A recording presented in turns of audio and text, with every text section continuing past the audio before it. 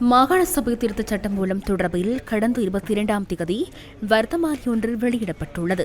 இலங்கை தமிழரசுக் கட்சியின் பாராளுமன்ற உறுப்பினர் ராசமாணிக்கம் சாணக்கியன் முன்வைத்து தனிநபர் பிரேரணைக்கு அமைய இந்த சட்டம் மூலம் வர்த்தமானியில் பிரசுரிக்கப்பட்டுள்ளது. இதேவேளை யாழ்ப்பாணத்தில் இன்று ஊடகவியலாளர்களின் கேள்விகளுக்கு பதிலளித்த இலங்கை தமிழரசுக் கட்சியின் பொதுச் செயலாளர் ஜனாதிபதி சட்டத்தரணி எம்.ஏ. சுமந்திரன் மாகாண சபை தேர்தல் தொடர்பில் கருத்து தெரிவித்தார்.